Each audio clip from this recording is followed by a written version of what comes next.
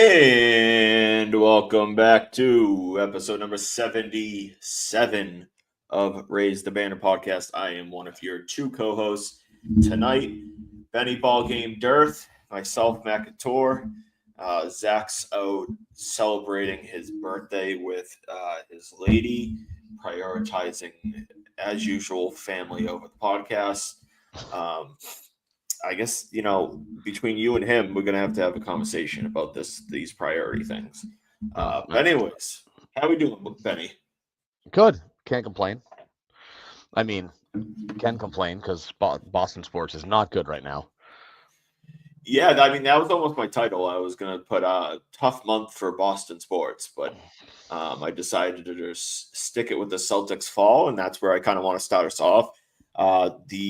Since we last talked, we didn't have a podcast last week because, again, Ben prioritizing his job over this podcast.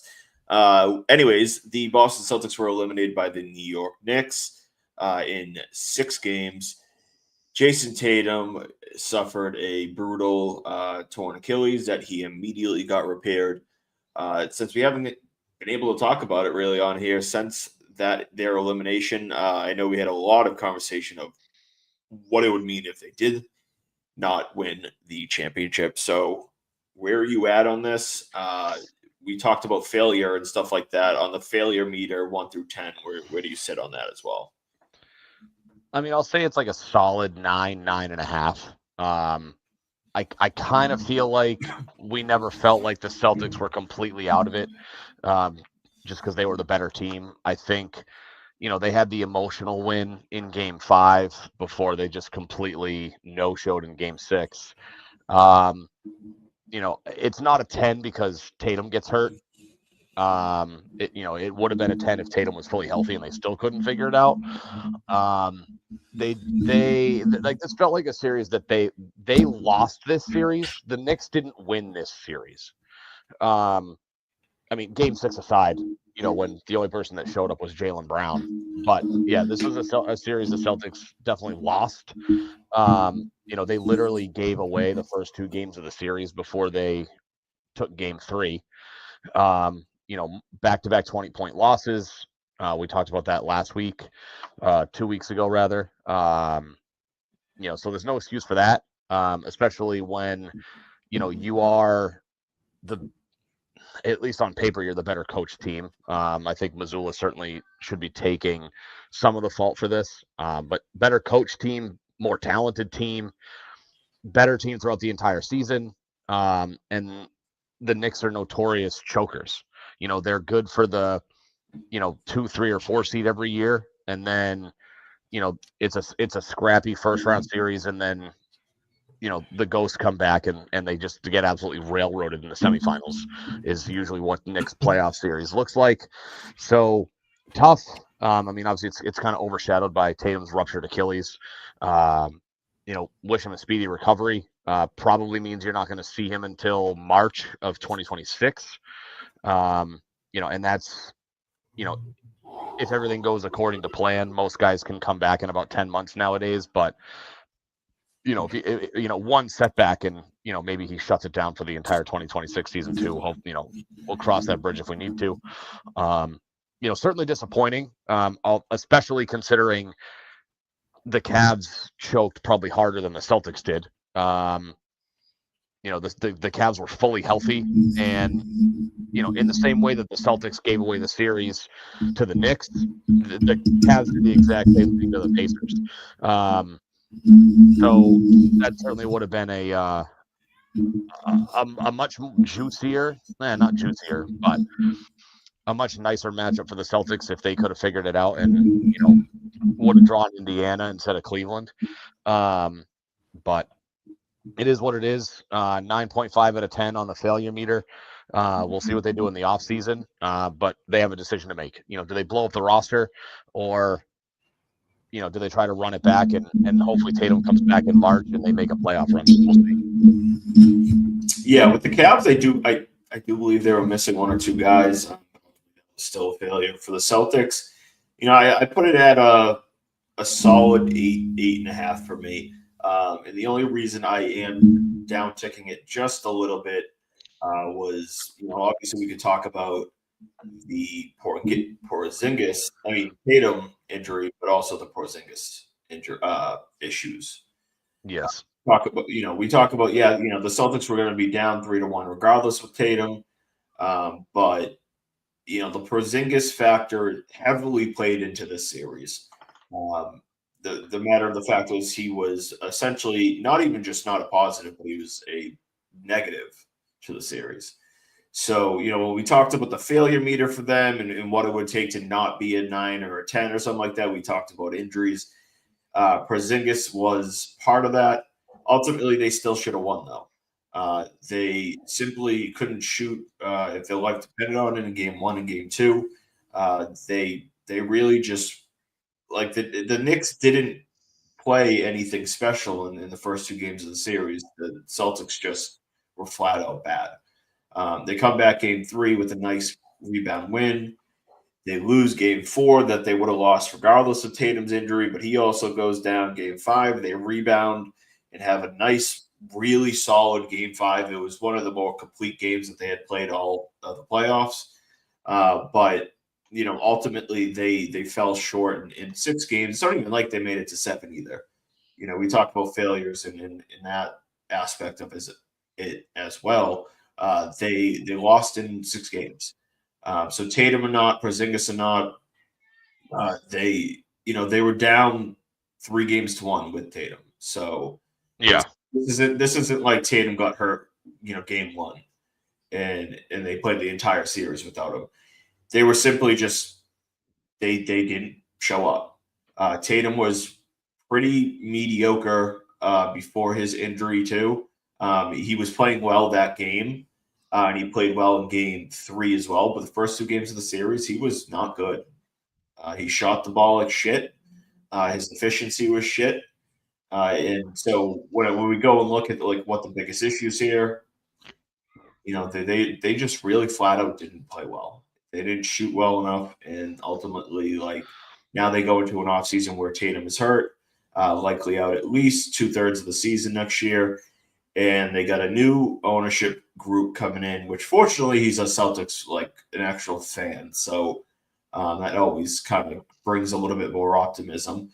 But they had big decisions to make. Where do you see that kind of playing out? Like we talked about, Tatum's going to be gone for most of the season next year.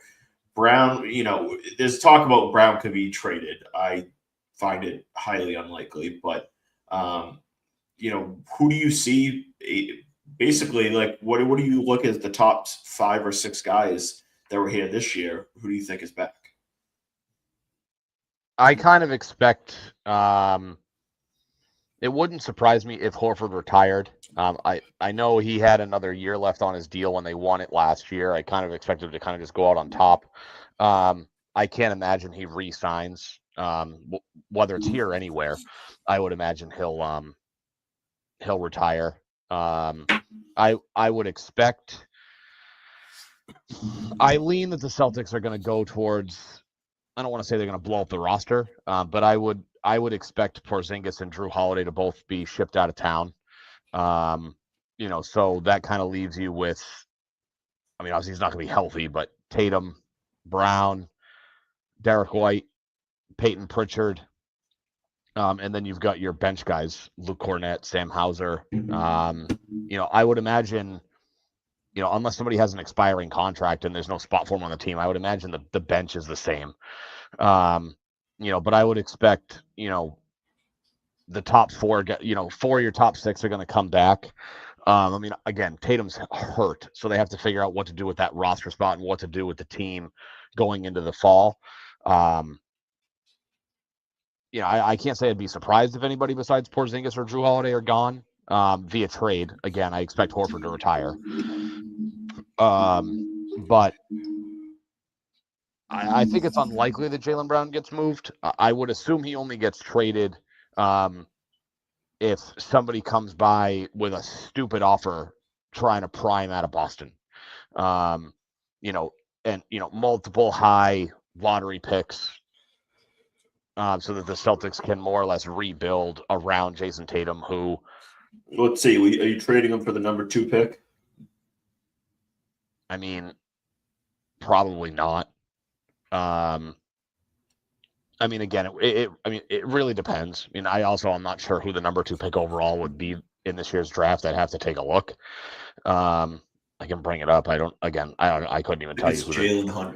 Jalen Hunter, and this. God, I'm having a mind blank of what the other guy's name is. So let's see. CBS has Cooper Flag going first overall. Dylan Harper out of Rutgers. Oh, Dylan Harper. Why do I say Jalen Hunter? And then Ace Bailey, the other Rutgers freshman, is projected as the number 3 overall pick. If the Mavs came and were like, hey, here's multiple first round picks. I can't say that I would completely shut down trade offers. You have to listen, I think, but I don't really foresee them making a huge change. Especially where they're both under contract.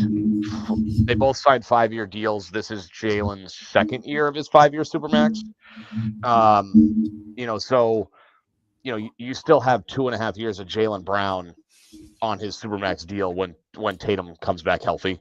So I don't think they're going to move him. I think a team would have to get like stupid with an offer for them to trade Jaylen Brown. Yeah, I mean, like would I trade him for the number 1 pick? I mean, I think so. To be honest, the number 2 pick, I think it's Houston. If they came in somewhere with Jalen Green in the number 2 pick and maybe something else, like again, I would consider. You know who I am. Like I'm a value guy. Like in the end, like everybody has a price type of thing. But ultimately, like I would be utterly shocked if Jaylen Brown gets traded. Nor should they trade him. And for the record, the Houston does not own the number 2 pick. Who owns the number 2 pick? The San Antonio Spurs. Oh, it's Houston 3. They are 10th. What? Who's 3? So here's your draft. Here's your Why draft. did I I think they had a shot at the number 2 pick because the Suns tanked, and then they got absolutely. Oh, and then I they don't got know where my brain is at. And they got screwed in the lottery. So you have Dallas 1, San Antonio 2, Philly 3, Charlotte 4, Utah 5. Utah's the team that also got screwed. They tanked and didn't get the number 1 San pick. Antonio is another team that makes sense. Washington 6, New Orleans, Brooklyn, Toronto 9, and then Houston is 10 via the Phoenix Suns. Okay, all right, yeah. I mean, San Antonio is a team that I think also makes a lot of sense for them. Obviously, they're a team I think they're building pretty well. They're on the right track. Obviously, they took some decent steps this year. They got Wemby, who is basically, a superstar. If you could pair Wemby up with, Jaylen Brown, it's De'Aaron Fox at point guard. They got what's his name, Vassell down there too. If you could team them all up together, like that's going to be a team that can make some noise and young and up and coming. And Jaylen Brown could kind of be the alpha dog in that room as the veteran among those guys. But they make a lot of sense just because of that. And I don't know if Jaylen Brown wants to go there, but as I mentioned, Houston's another team that makes a lot of sense. Obviously, Ime's down there. They can make a package of using that 10th pick, a guy like Jalen Green, perhaps, and maybe a couple other pieces. But again, I just view it very unlikely. Ultimately, here's what it kind of comes down to with the NBA and the Celtics. You have 2 stars, legitimate stars, not fringe stars, not 1 star and 1 good play. No, you have 2 stars. Don't trade them. Everybody beyond them is free game. Porzingis, I see, is probably likely out the door. Drew Holiday, I would say Porzingis is the most likely out the door. Drew Holiday is a close second. And I think that Hauser is number 3 on that list, the most likely to be moved. Derek White, he'll probably be the most sought after outside of Yeah, Jaylen Brown. I would agree. He's I would, he's on a respectable contract considering what you get out of him. yeah, and he's a really good ball player. He can come up and he's a perfect number 3 for them. And he's developed into that for them over the last couple of years. So he's a guy that is still pretty young. I believe he's in his late 20s at this point. So he's still got plenty Uh, of really good basketball. Derek White is 30. Oh, wait a minute. No, hold on. Those are future dates. I lied. Hold on. He's 30. He'll be 31 next season. Oh, he's 30 on the dot. I was going to say I thought he was 29, but oh no, sorry. I was looking at so yeah, he's 31 for the 2025-2026 season. He turns 31 in July. okay, so yeah, he's 30. So I mean, he's still got 3 to 5 good years left, 3 to 4 good years left. You can ride that contract, the remainder of his contract out here. But he's not an unmovable piece either. So if you do get a team that comes and offers a really good young talent, I saw a report that Golden State could be a team that looks to add him, make a move for him. They're going to have Brad Stevens going to have a lot of tough decisions, to make right now. And we know this, like the draft is pretty quick. Like the draft comes up pretty quick after the NBA Finals. So we're going to see a lot of decisions really quick with them. My biggest question for Brad Stevens is, how much do you want to reset? Do you plan to try to compete next year with the hope that Tatum's back at the end of the year? And if you're the 4 or 5 seed like that, you can make a run with him. Because I mean, as we know, like if they're the 4 seed and Tatum comes back, like they got just as much as a chance to win the championship, really, than like Anybody. than they do as like the 2 seed or the 1 seed. Like we know seedings in the NBA don't really matter all too much. Clearly, because 3 out of the 4 teams that are playing for a conference championship are, I'm sorry, two out of the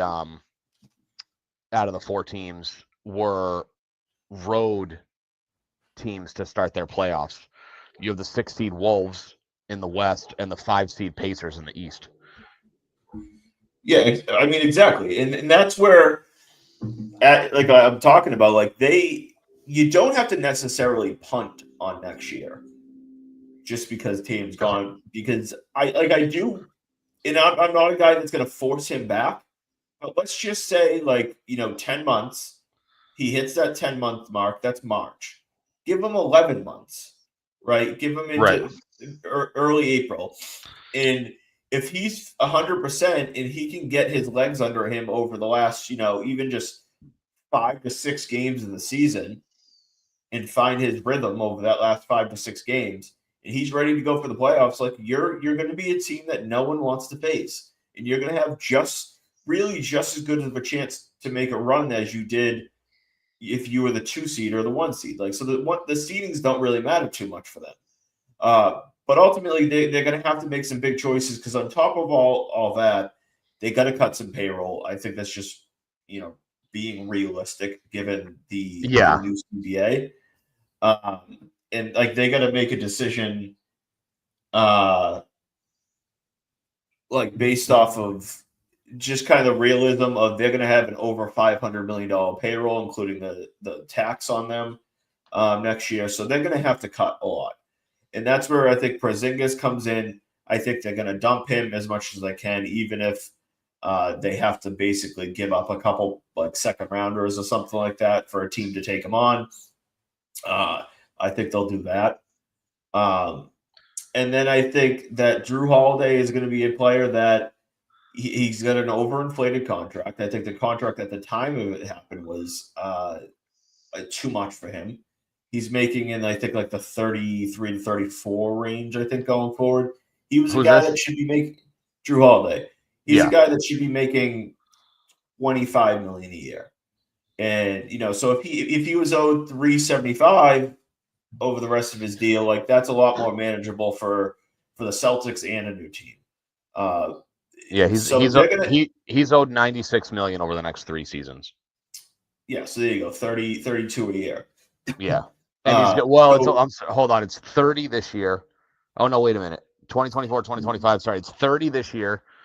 It's 32 and a half next year. 32.4, 34.8, and then he has a 30. The 2027 year is a player option at 37.2 million.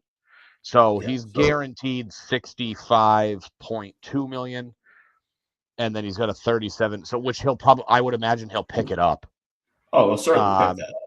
like I don't know. So, There's no reason why he wouldn't, but yeah. no, he's going to be. I mean, how old is he? 34 ish. He'll be 30. He turns 35 in 2.5 weeks. Yeah, so that's the 35, 30. That's the age 37 season. Like, yeah, he's going to Yes. pick up a $37 million Yeah. payroll. And don't get me wrong, I love Drew Holiday. I think he was the perfect complement to this team in what they had when they were fully healthy. But again, he's a guy that just doesn't. You're looking to cut payroll. Is he worth 32, 34, 37 million a year? The answer is no. No. He's a good point guard.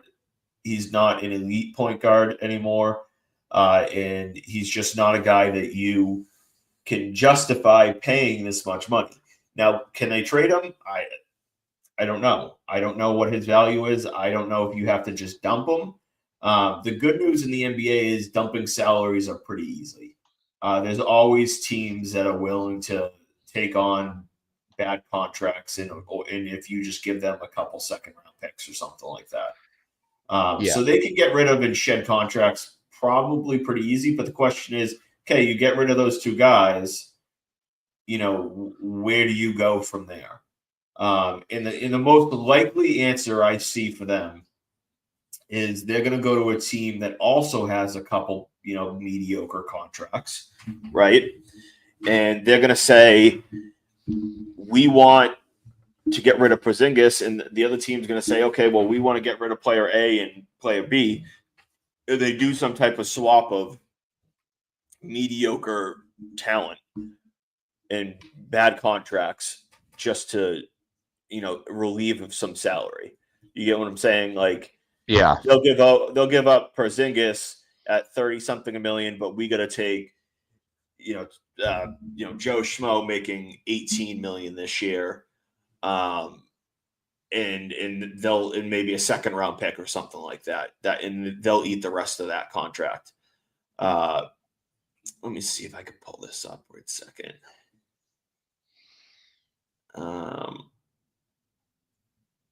Nope. Hold on.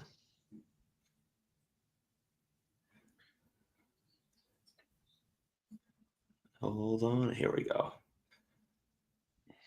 All right. Just quickly playing around the league. Atlanta's a team that could absolutely look to unload. There looks like expiring contracts. I don't know where they stand on Okongwu.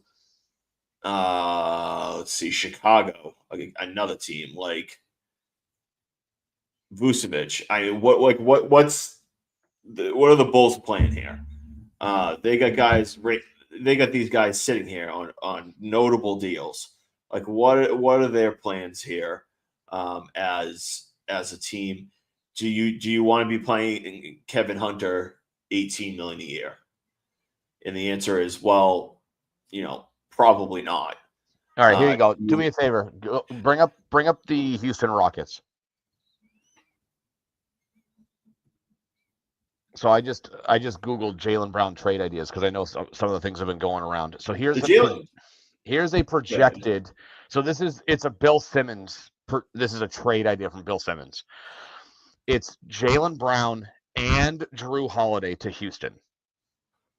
I don't know how the hell would they fit that money for Fred VanVleet. I can't add him in this, but yeah, go ahead.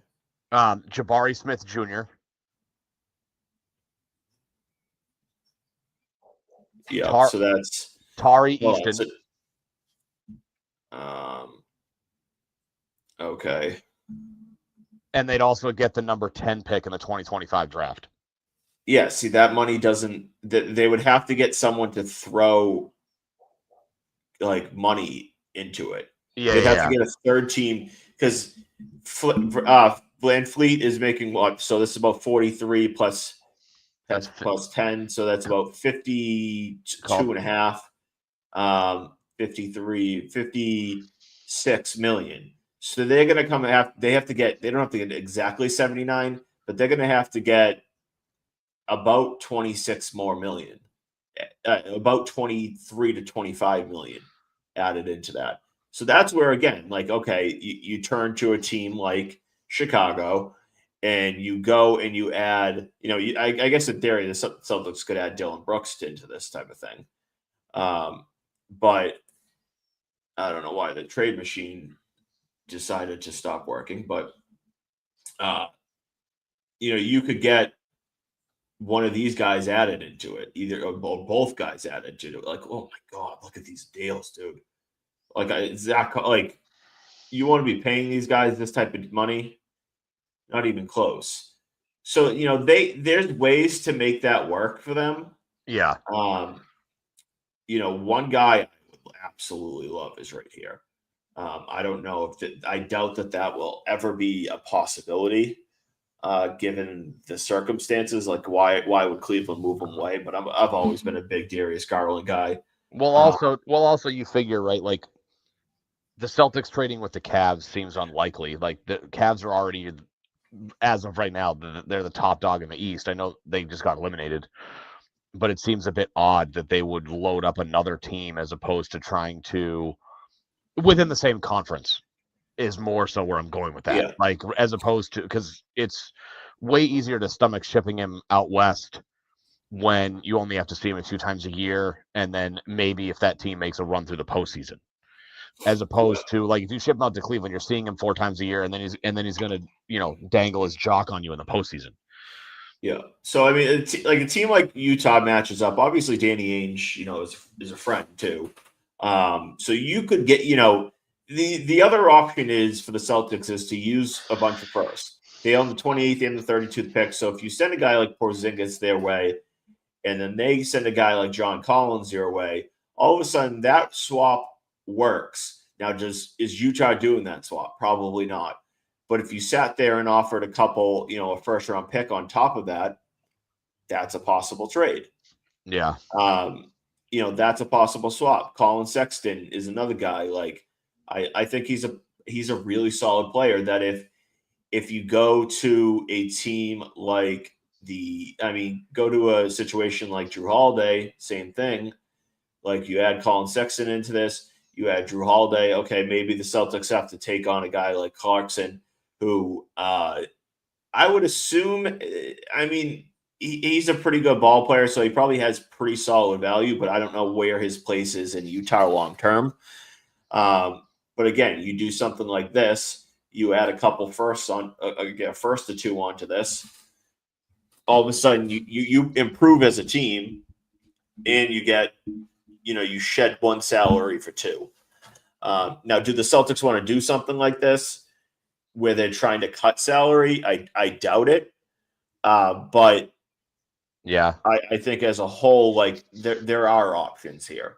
yeah. Will you do Uh, one? Will you do one more for me? yeah, Go to Brooklyn and do Jaylen Brown for Cam Thomas,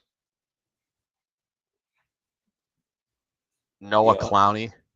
That's not Cam Thomas. Uh, Oh, you can't I add him can't in. do Kim. Yeah. I wonder what does it. Do you know why it doesn't do that? There's some, like, sometimes it's expiring deals, or I don't know, something like that. I Yeah. can't imagine. So a guy I don't know the Andy exact reason. Andy Bailey of Bleacher Report proposed the idea that it was Jaylen Brown to Brooklyn for Cam Thomas, Noah Clowney, the 8th pick in the 2025 draft, a 2027 first round pick, and then a 2031 first round pick that's top 5 protected. Okay, these might be because they have player options. So until the team like picks them up, Let's they see, don't like allow them to be traded. Cam Thomas Um, contract. Houston, as you talked to, excuse me, where's the other one? San Antonio. Oh yeah, Uh, Cam Thomas. This was the last year of his rookie deal, so yeah, he's a restricted free agent. So that's why you can't trade him because he's technically not under contract anymore. yeah. So like, It would have to be like you'd have to do a sign and trade with Cam Thomas. okay, all right. So like, even when we talk about like this auction, like right here, you give here, you give Vassell, excuse me. Um, really good young player, 24 years old.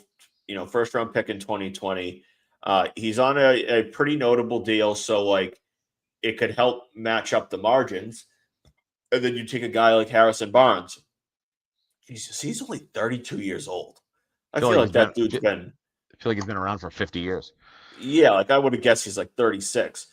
So we take right there. All of a sudden, that's doable. Now, the Celtics aren't doing that, but No. you take those two situations and you add, the number 2 pick into the mix. Okay, now we're in a conversation where like something could be doable. But again, I'm not betting on Jaylen Brown being traded. So, we can exit out of that and get back to the conversation here. Um, the Celtics are going to have plenty of options. It's really just what Brad Stevens, the path that he chooses to take. The one thing that at least gives me optimism, and I know you'll probably agree based off evidence, is Brad Stevens not afraid. The biggest thing No. that when he took over, I was worried, like, does he have the balls to make the big deal? And well, the clear answer to that is yes. And just to have some fun with it, I do want to bring up one more mock scenario because I could see it happening.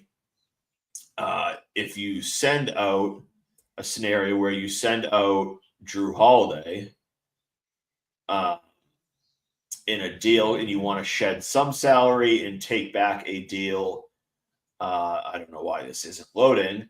Take back a deal that no one else wants, and I think we can go right into here. And I know you're probably rolling your eyes, but Drew Holiday to Washington, that's probably not making sense. So you're probably including a third team here. But that's a guy that makes a lot of sense to bring back if you do unload a guy like Drew Holiday. And you need to save some money, right?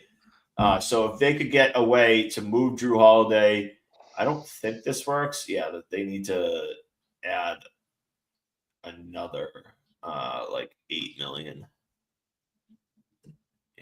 That just for kicks and giggles. They would save a little bit of money, but Marcus Smart is a guy that makes a lot of sense if they can get under the cap. I mean, cut some salary, but they still want to compete next year. And we all know that he would love to be back here. Yeah, I don't know. I don't know if Brad Stevens would look to trade for him, but yeah, I mean, there's plenty of ways they can go, which it'll be interesting to see what they do this offseason because there are so many options. I would say I would expect them to make, a couple of trades and, shed the deals that make the most sense. We already talked about it, like Porzingis and Holiday. Those deals just make sense to move on from, and just kind of see what you can get. I don't know what the free agent market looks like for 2025, but we'll see. But there's a ton of options depending on what they want to do. So, So I mean, they can't really sign much at all in free agency because they're so far over the cap. They would have to unload some, major names. So their real only path, notable paths, is via trade. But like as we've seen in the NBA, that's not very limited. Like it's not like other sports where like if you can only improve via trade, like you're shit out of luck, like you're in trouble.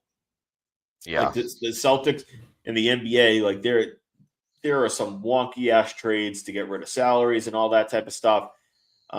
We kind of saw that with Porzingis. The fact that the Celtics got Marcus Smart, got Porzingis and 2 firsts for Marcus Smart was kind of insane at the time and still is, regardless of Porzingis's injuries as a whole since he came here. But we'll see where things play out. As we talked about, that it was a failure of a year or two here with this core, and unfortunately, it now looks like it's time to break it up. If Tatum was healthy, I think there was a solid chance that they run it back. Maybe they just unload Porzingis. But without Tatum for most of the year, I think that they're going to look to kind of make some notable changes, to say the least. We talked, well, I was going to say, just to wrap it up, we talked a couple of years ago, a year ago, really. Yeah, a year and a half, whatever. Whenever they traded for Porzingis, that realistically their championship window was either 2 or 3 years. Just obviously you can't pay them all. Plus with the contracts, they gave, Derek White got a sizable deal. Obviously Holiday got paid pretty, got a decent extension. So, that part of it's tough, but we kind of knew that this was like a 2 or 3 year situation. And, it's a shame how year 2 unfolded and ended, but, we kind of thought, that this window wasn't going to be open very long. So, give us your thoughts on Giants Patriots Week 3. The Giants are going to get slapped around by Mike Vrabel and the New England Patriots. Week 13. Yeah. Well, we might. I dangled the carrot about the idea of doing a Pats schedule prediction. So we'll see if we get there, and we'll talk about it. Well, I mean, I guess we can transition into that right now if you really want. I'm feeling fancy. We can do some. We can do some Patriots schedule talk. Let's have fun with that right now. As we can see, week 1 of the preseason, week 3, blah blah blah blah. Okay, regular season right here. Obviously, they released a schedule. What was this? About a week ago. Yeah, a week ago. Yeah, tomorrow will be 1 week. Yeah, so we're looking here. We talked about this off the air of their schedule as a whole, expectations. The over-under seems to be 8.5. Most places you look, I think a couple might still have 7.5 at minus money, but a lot of predictions seem to be in the 10 win range. So let's just kind of break it down from there. Where are you seeing these first 2 weeks? Week 1, week 2, hosting the Vegas Raiders, and then at Miami. I mean, to me, that's a split. The Raiders, they certainly have some young talent. The issue is they don't have young talent at the position that matters, which is quarterback. We'll see what happens, down the line. But, obviously, they've got Brock Bowers. They added, and I'm not going to be able to pronounce his name right, Beck, the kid from TCU. They drafted him in the 2nd round. Of course, they get Aston Genty with the 6th overall pick. So they certainly have some young talent. But again, they don't have a ton of options on defense. They lost Robert Spillane to free agency. He's now a Patriot. So, that feels like, a solid start to the year. At Miami, feels tough for that time of year. I get that, it's warmish here in New England in the middle of September, but it's still pretty hot down in Florida. That's never an easy trip early in the year because of the weather and how humid and muggy and gross it is. And for some reason, the Patriots can't beat Tua Tagovailoa. He is 7-0 in his career against the New England Patriots. I don't know what demons they have with him. They just can't beat him. But again, I think that's more the timing and the matchup than it is the talent. I think Miami is probably on paper still a little bit more of a talented team than the Patriots, especially with a reworked defense. There might be some kinks going on early. So that to me feels like a split. Okay. All right. So I'm trying. Yeah, this is a little better. Yeah, so I mean, Vegas for me, I think is a win. Like you go in, they got Geno Smith now. They brought in Ashton Genty. The Patriots are much well suited now up in the front seven. The secondary as a whole should still be pretty solid. I expect the defense to be better. I think that they underperformed last year, and we can talk about, we don't need to dive into all the reasons for that. But the defense as a whole should be a really good defense this year. Geno Smith does not scare me. Uh, Ashton Genty, it will be his first game, in the NFL as well. So we'll see how much they throw him into the mix. I would guess he'll be immediate full time guy. But they don't have receivers that scare you. Is a guy like Christian Gonzalez going on Jacoby Myers? I'm not worried about that matchup. Offensively, that's the biggest question for the Patriots. As you said, the Raiders lost Spillane. They lost a couple other guys that moved on. They, Christian Wilkins, I think, is his whole entire season next year is in question with the knee injury. Um, they should chalk up week one as a win. If they don't, especially at home, and not that they've been good at home, but that's an absolute should win game. At Miami, like you said, I'm going to lean loss for this purpose. I think I'll give them I'm going to end up giving week 18 to the Pats. We know the division; they'll split probably. That's the most likely outcome. At Miami, it's going to be very hot. And as you said, for some reason they have trouble down in Miami. So I Well, think we both kind and of agree there. Go ahead. well, recently it's also like they can't beat Tua no matter where they play him. Yeah, I mean, I don't necessarily buy into like that gimmick concept of it. Like, I think it's just more of a coincidence than anything. I mean, the Patriots teams have just also sucked the last few years. But Yeah. anyways, yeah. So week 3, week 4, they have 2 home games, so they'll be playing at home for 3 out of the first 4. They got Pittsburgh that we're going to play this out as it currently stands, and as it currently stands, Mason Rudolph is their projected starter. Week 4, they'll be hosting the Carolina Panthers. Obviously, Bryce Young seemed to rejuvenate himself towards the second half of last year. Canellis, Nick Canellis, Dave. Dave Canellis, yeah. I was a big fan of him as a head coach option for the Patriots. Like when they were looking and they hired Gerard Mayo. He did really good wonders down in Tampa, bringing Baker back to life, and he seems to might have fixed Bryce Young. And so, going into these weeks 3 and 4, if we're going to say they're 1-1, how are you seeing these next 2 games playing out? So these 2 games should be wins. I know that as of today, Pittsburgh doesn't have anybody other than Mason Rudolph to play quarterback. I would expect that to change. Aaron Rodgers has been linked to Pittsburgh for what feels like ever at this point. But Aaron Rodgers does what Aaron Rodgers wants, so who really knows? Carolina, yeah. Bryce Young had like a second half resurgence last year because he looked utterly lost as a rookie and didn't really have much going right for him in the early part of last year. I mean, neither offense scares me. I mean, yes, Pittsburgh acquired DK Metcalf, but they also shipped George Pickens out of town. So while Metcalf is an upgrade over George Pickens, it's not like you have to worry about both of them. You really only have to worry about one.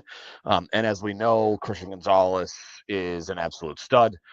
So should be able to lock him down, assuming he plays. They should win both of those games. We know that early season, I know under Bill, he kind of treated the early part of the season as more or less an extension of the preseason.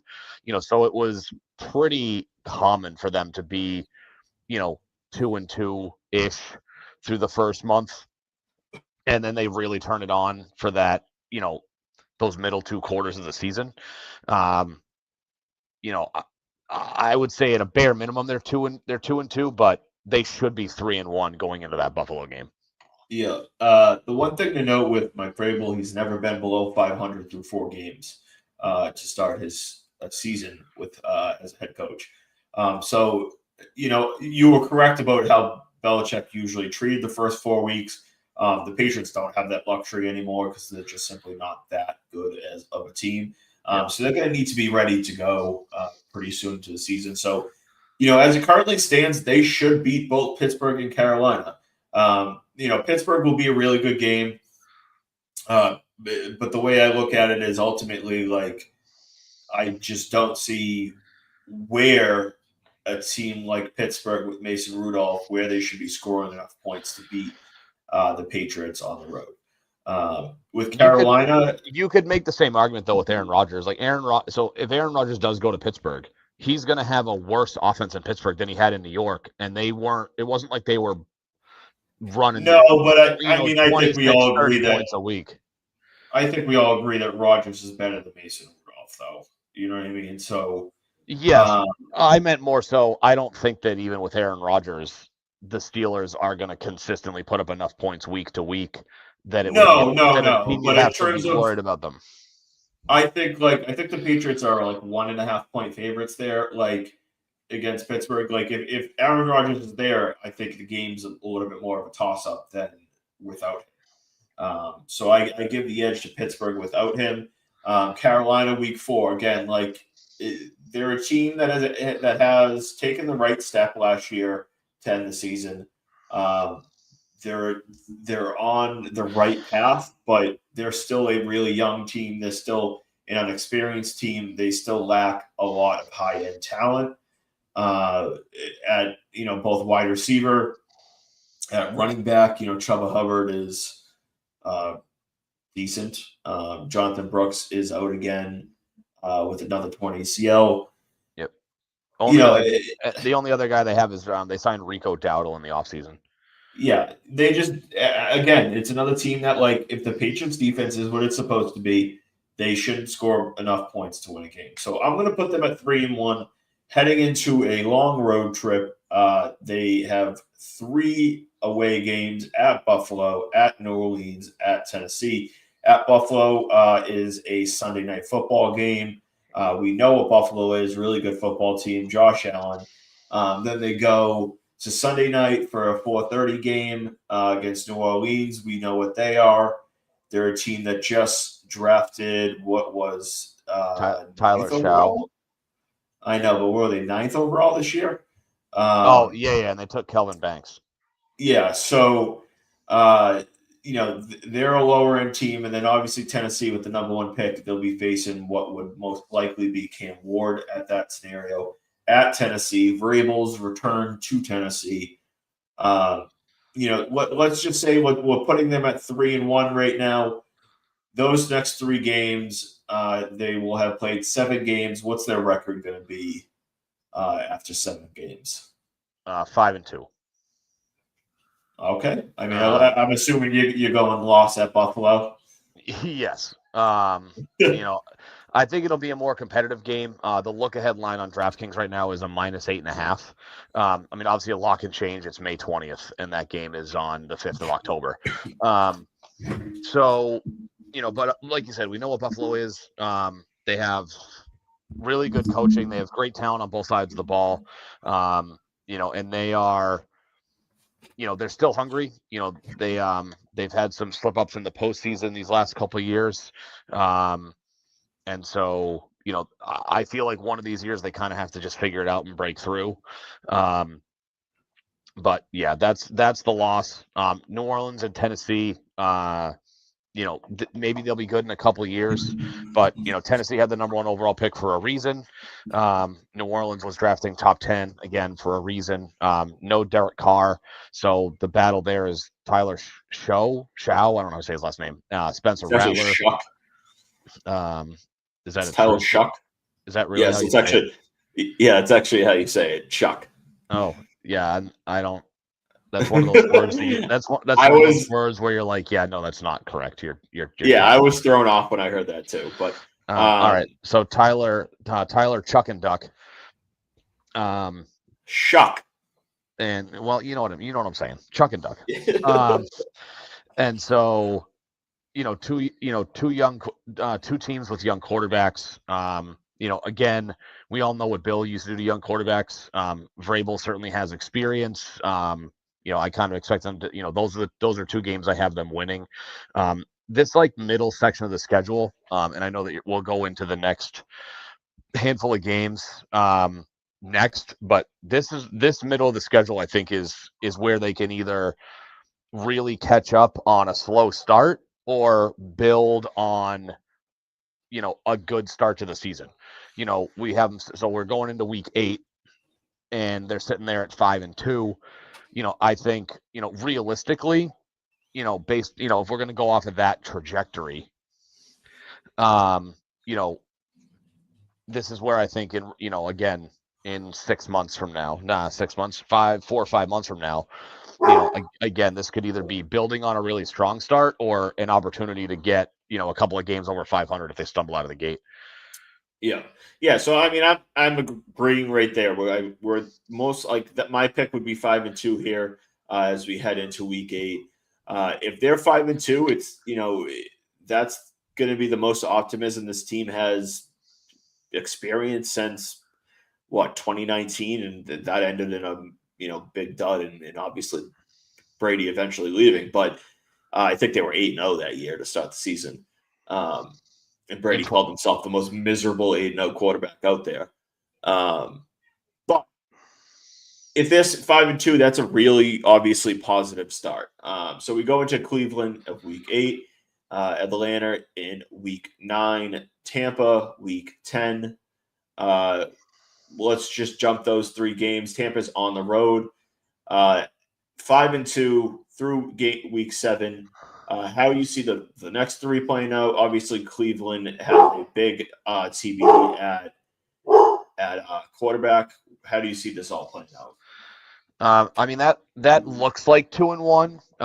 It could very well be 1-2. Atlanta's the wild card. I don't think that they would go into. I don't think they would go into Tampa and win. Tampa, same team as they've been. They add Emeka Egbuka, who I really liked in the draft this year. They add him, who I think more or less is basically just a replacement for the soon to be outgoing Mike Evans. Good on offense. They always tend to show up. Plus, again, it's on the road. It's early November, but it's still Florida.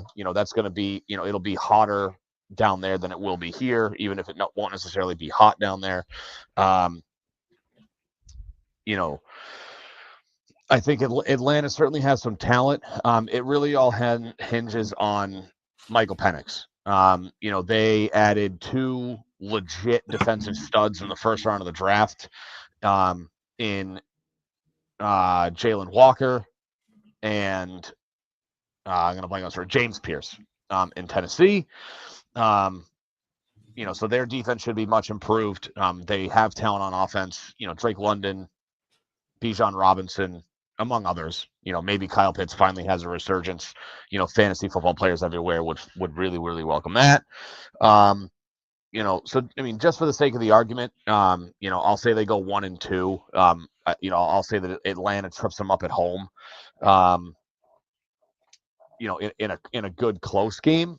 But that game's a true toss up to where, yes, they're going to beat Cleveland. Cleveland's a dumpster fire. You never know what you're going to get out of that team. With respect to that, you don't know what you're going to get out of the quarterback play. It's pretty down to say the least. So, we'll see. But for the sake of the show, I'll say they go 1-2. So they beat Cleveland, they lose to Atlanta, lose to Tampa. Okay. They should beat Cleveland just simply. They're going to be a more talented ball club. We'll see who's playing. It's a complete toss-up by midseason. I think Flacco's should be the favorite, in my opinion, to be playing week 1. But at that point, who knows? Dylan Gabriel was a third-round pick. We obviously know Shedeur Sanders was a fifth-round pick, and we're not going to get into all that. But That's a home game again. They haven't impressed at all at home. I think they were like 2 wins over the last 2 years at home, but it's a game that they should win. Atlanta at home as well. Again, that's a team that is solid. This is pretty close to similar to Pittsburgh, where it's kind of a toss up in my opinion. We'll see where Michael Penix is at that point. He looked decent to end the year last year.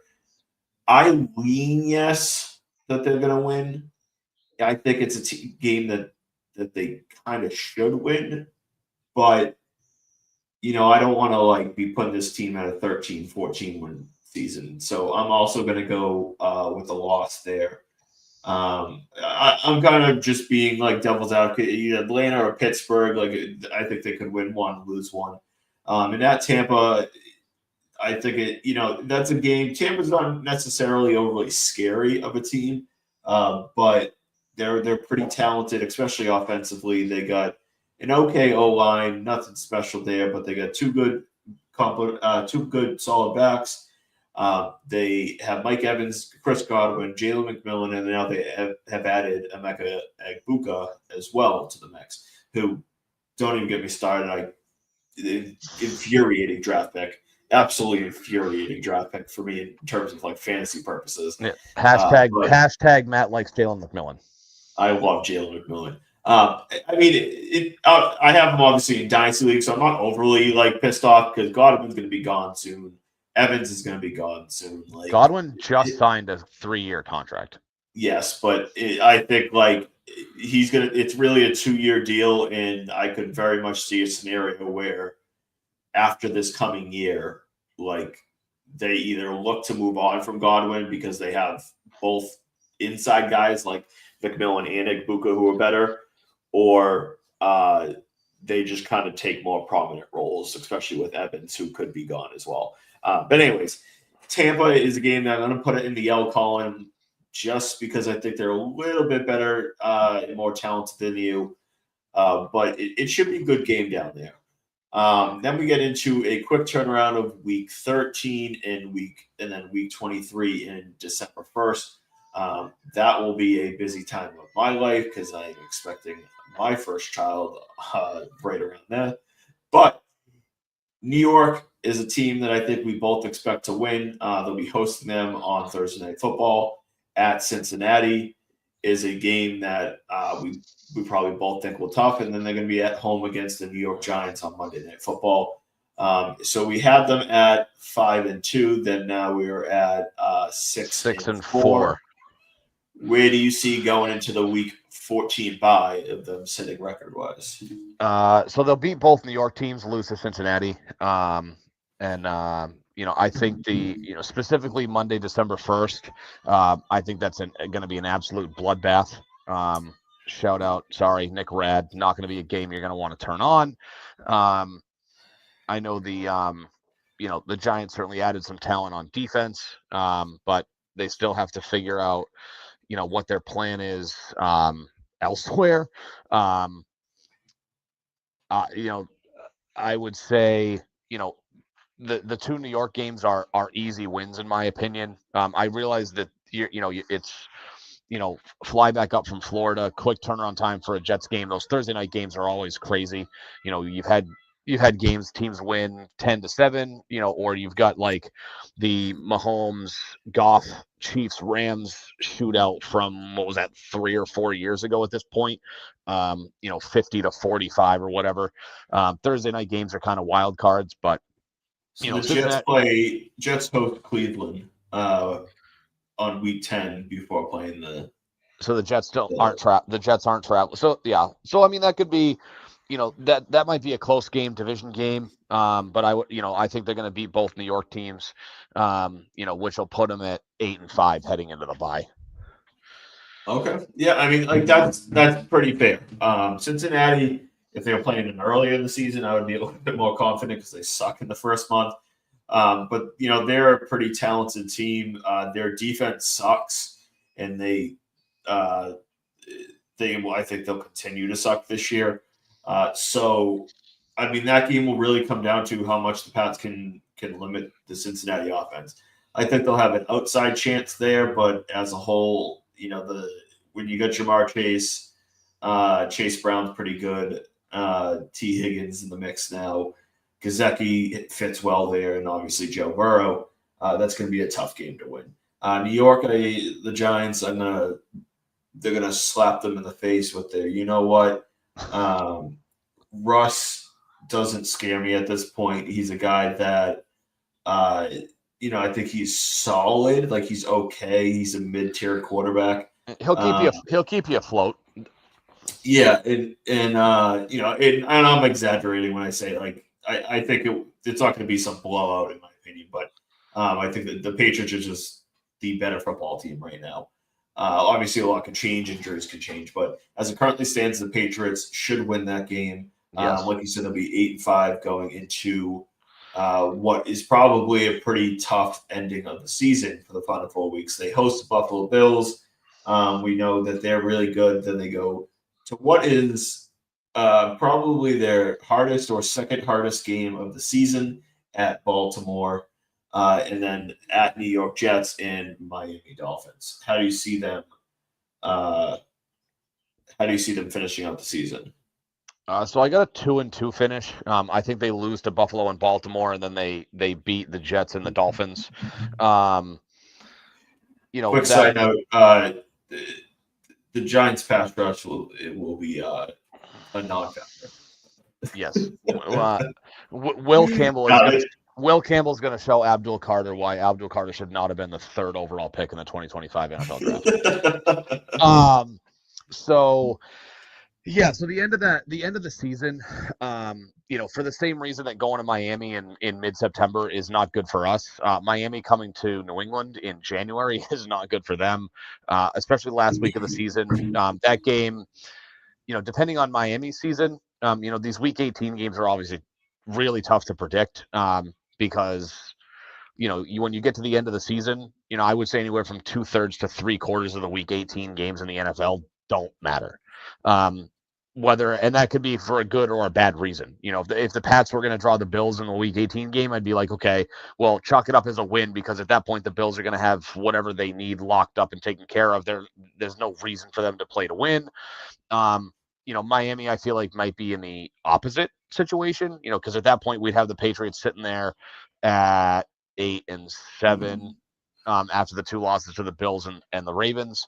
So the Pats are going to be playing for something.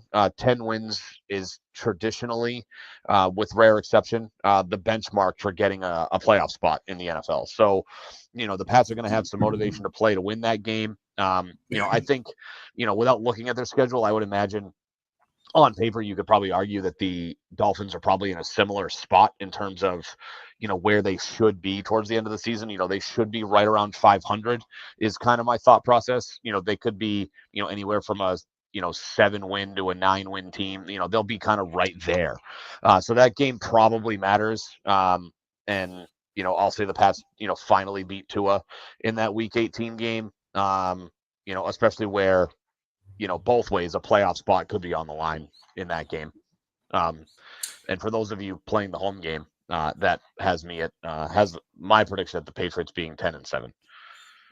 Yeah, I think like odds wise, like I probably agree here again. Like it's, just in terms of who's the better team, like Buffalo's a better team, Baltimore's a better team. I think they're a better roster than both the New York Jets and the Miami Dolphins.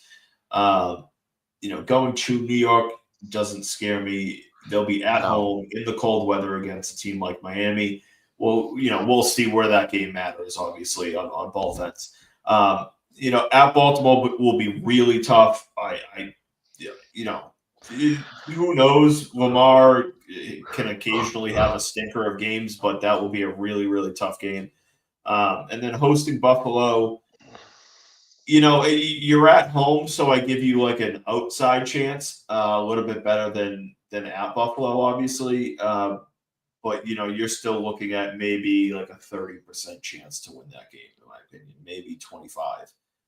So is it possible? Certainly, you're at home. It's a division rival. Division things happen all the time. Upsets happen within the division, but 10-7, I think, is a reasonable expectation for this team.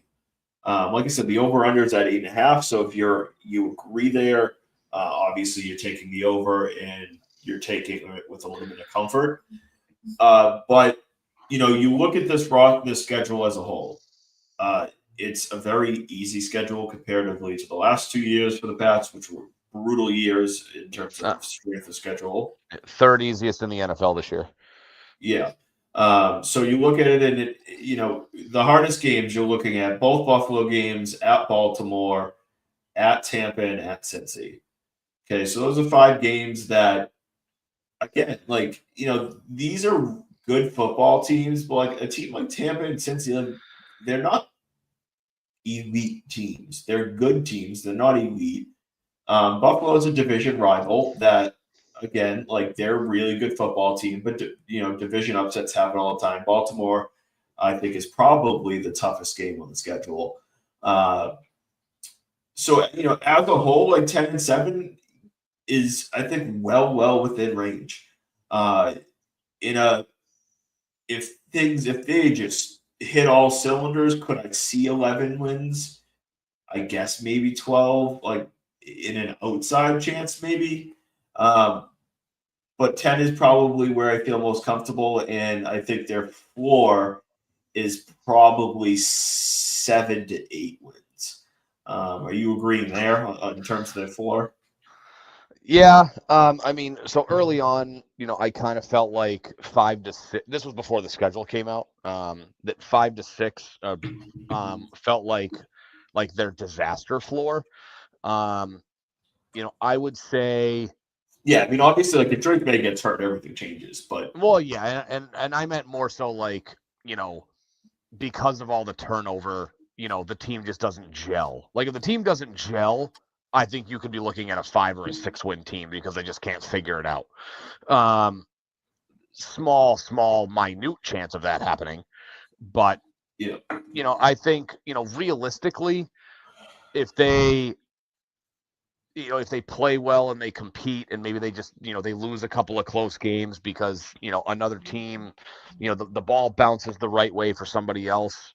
I would say a realistic floor for this team is probably 7-10. yeah. Which would mean you're probably losing the Pittsburgh game, you're losing the Atlanta game. Maybe you get, maybe you lose both Miami games, in that case, and then pick something else kind of randomly through, one of the 3 New York games. And don't get me wrong with it. And we should kind of make this clear: is the Patriots aren't a top 5 team, so they're not arguably not they're not a top 10 probably team. Right. And so going to New Orleans, going at the New York Jets, or what are some other wins? Hosting Cleveland, if Joe Flacco plays a good game, none of these are write it in stone wins. Than maybe, in my opinion, 2 to 3 of them. I just really don't see them losing to Tennessee. They should not lose to New Orleans, and they should really not be losing to Vegas or Carolina. Everybody else, I guess I would say one of the 2 Jets games as well at minimum. But everybody else, they're not going to be. They're the favorite in 11 games, which is just crazy compared to last year because they were the favorite in 0 games. Yes. But it's not like they're just clear-cut better teams than most of these teams, because they're not.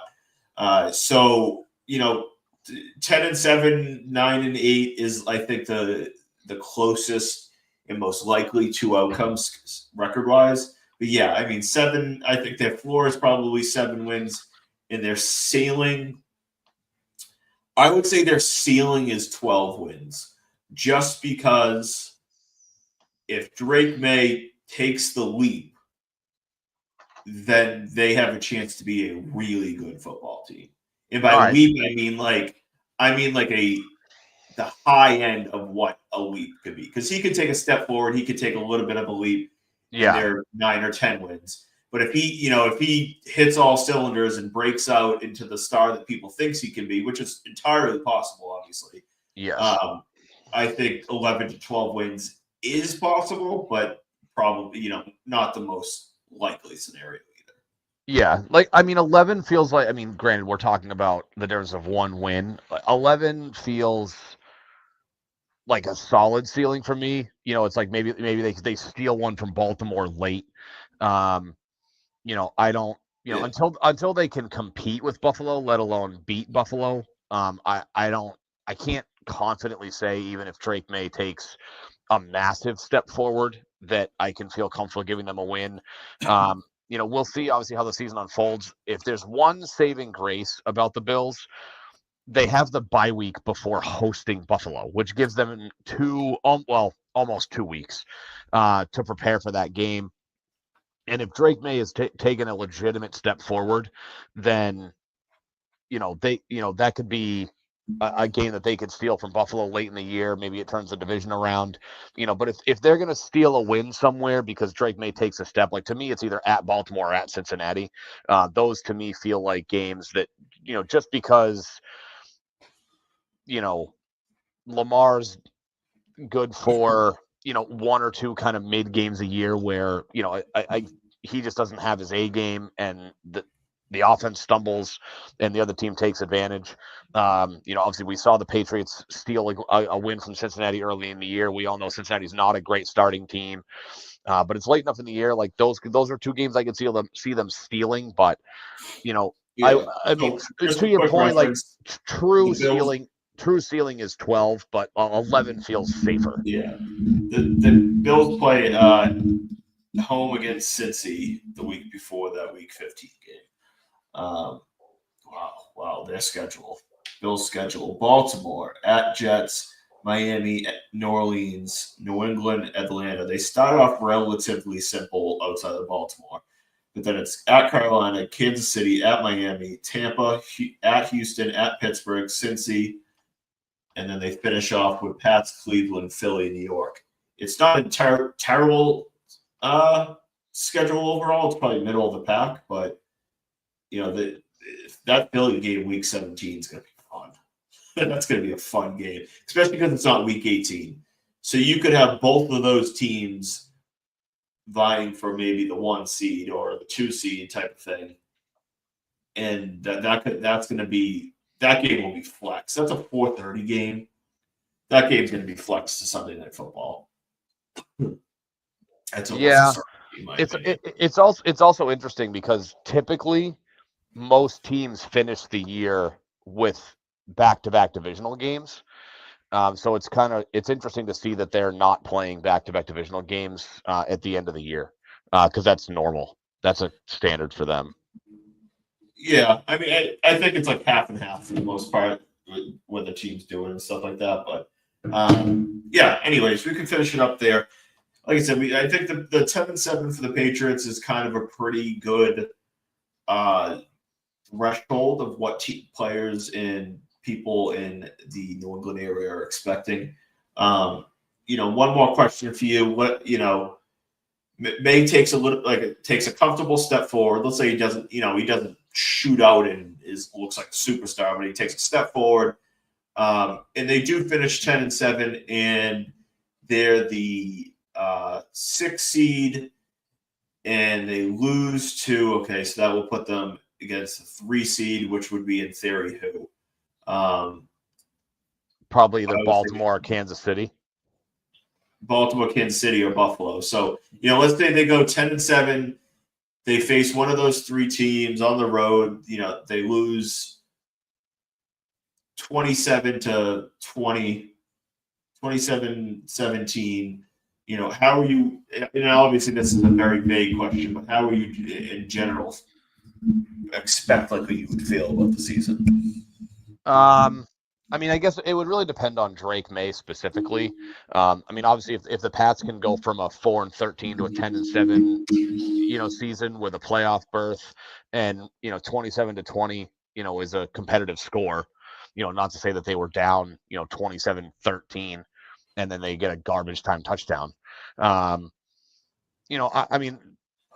This feels like what 2022 could have been for them when Mac Jones didn't take the step forward. And we kind of hoped he was going to. Different set of circumstances, better quarterback, better roster, better coaching staff this time around.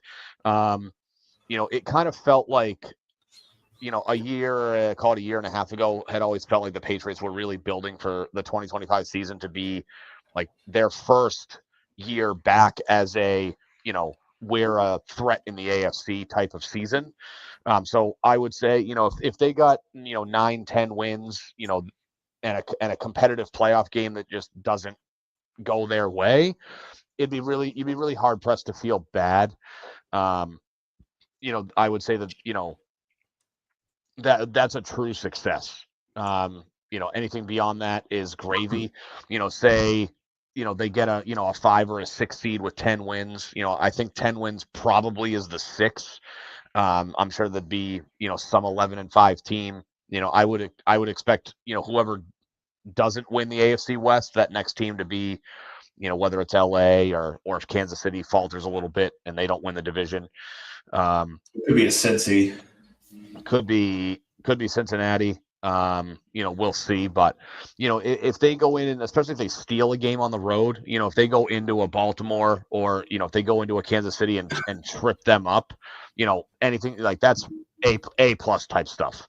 But again, 10 wins, playoff appearance and being competitive in that playoff game where, say Drake May throws for, stat predictions that, say he throws for, 4,000 yards and he's pushing 30 touchdowns, and they go 10-7, you'd really be hard pressed to, you'd be nitpicking anything at that point. Maybe, the turnovers are, still a little bit problematic, but, hard pressed to feel anything other than that being a successful season.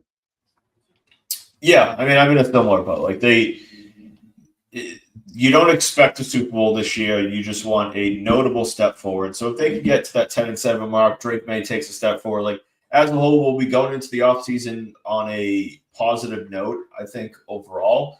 And then they'll have a shit ton of cap space again to spend next offseason, and still add some legitimate talent to to the roster.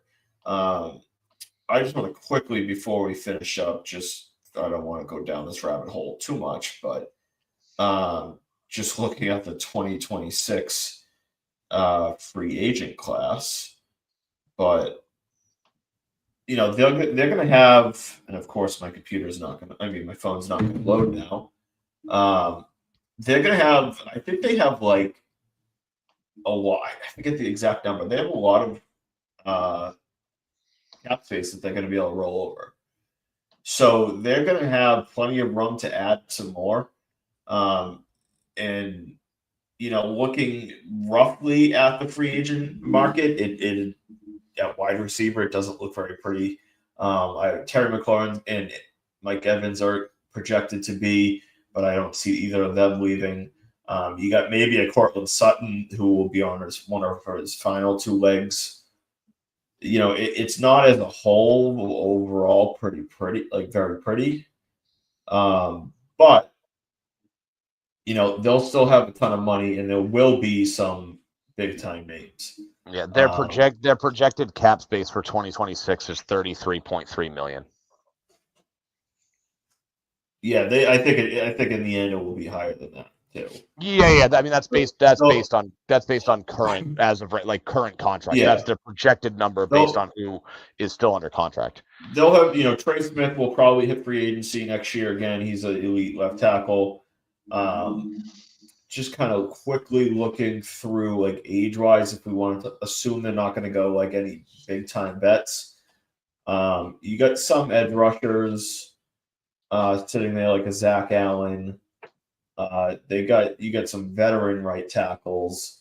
You got TJ Watt, but I don't think that's a guy that really makes a ton of sense. Trey Hendrickson, who again, I heard some talk about like, oh, bring him in. Like he's 32. Like I don't know if that's really a logical move. And it's tough to look too far ahead because obviously so many things can change. Players can resign and players can get cut. But the free agent class as a whole doesn't look very special. So No. But all right. Anyways, we'll wrap it up there. 10-7 for the Patriots record prediction. I'm sure we'll do another one, obviously, before as we get closer and have a more better look at what the season could potentially be, probably sometime in mid to late August. But yeah, any final words? Wrap it up here. Yeah, We still didn't talk about Jordan we Hudson and Belichick being engaged now, apparently. I mean, good for Bill. Get some. She's batshit crazy, but whatever. Get yours. The Red Sox are in rough shape. I think maybe we really need taking a page out of Zach's book. Really maybe start needing to ask questions about how much of the blame do we throw at the feet of Alex Cora.